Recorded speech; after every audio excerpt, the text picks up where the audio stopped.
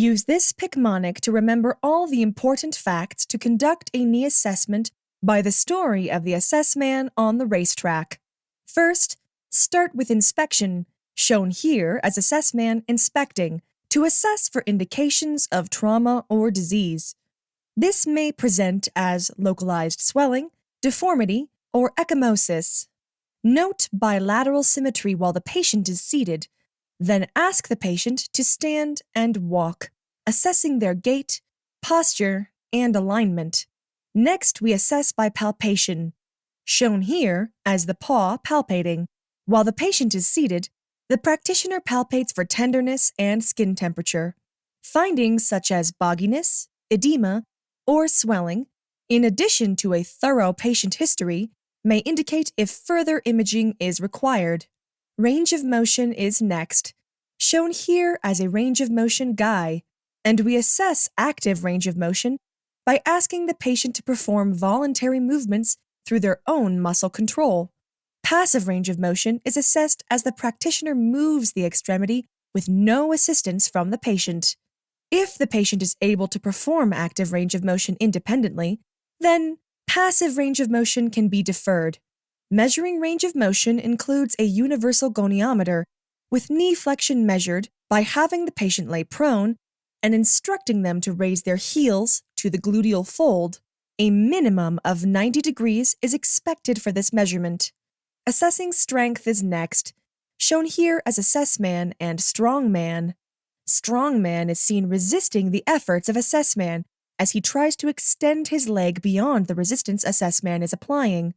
Watch for signs of pain or discomfort while maintaining patient comfort and autonomy. Next up is the neurovascular assessment, shown here as the nerve and blood vessel assessman. This detects neurovascular compromise through palpation of the dorsalis pedis and posterior tibial pulses, noting any weakness or absence of pulses. Further, assess skin color, temperature, and the patient's perception of different sensory prompts. Have patients close their eyes and report stimuli such as dullness and sharpness, as well as perceived location of stimulus. Ballottement and effusion tests assess the presence of a spongy feeling between the kneecap and femur, indicating fluid consolidation. Test anterior cruciate ligament integrity by having the patient lay supine with the involved knee flexed to 30 degrees, with their foot resting on the table surface and hamstring relaxed. With one hand, stabilize the distal femur while using the other hand to grasp the proximal tibia. Apply anterior force as though to sublux the tibia forward while stabilizing the femur. Pain or instability produced with this motion indicates a positive test. Lastly, we test for meniscus integrity by having the patient lay supine with their knees in flexion. The examiner provides passive range of motion while moving the joint laterally or medially to the joint line with pressure to the contralateral joint side of movement and noting any popping sensations, pain, or limited movements. In summary, knee pain and discomfort are common signs of injuries. A thorough assessment of the knee includes inspection, palpation, range of motion, strength, and a neurovascular assessment. Special tests, such as ballottement and effusion and ligament and meniscus integrity, can also be conducted.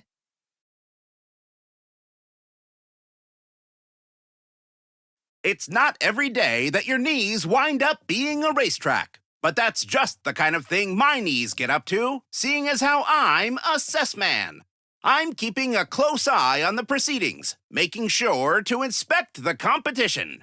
It's my job to see who is behaving as they should and who isn't. And I've got my paw at the ready to grab hold of anyone out of order. One excited fan is showing off a full range of motion, really bending his knees and kicking his own butt.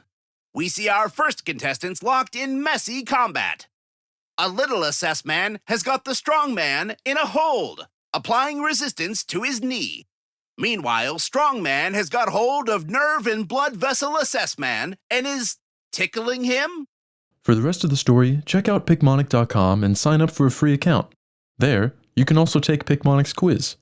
The quiz automatically sets up your daily quiz by using spaced repetition algorithms based on questions you've missed or struggled with, to make sure you study what you need when you need to. And while you're there, check out the rest of our head-to-toe assessments Picmonics. We've got all the content you'll need to remember. Everything from cognitive abilities assessment, cerebellar assessment, skull, scalp, and hair assessment, head, face, and neck assessment, eye assessment, and so much more, so you can lock down on everything you need to know forever. Play, quiz, and spaced repetition. Efficient, effective, and research proven to increase exam scores.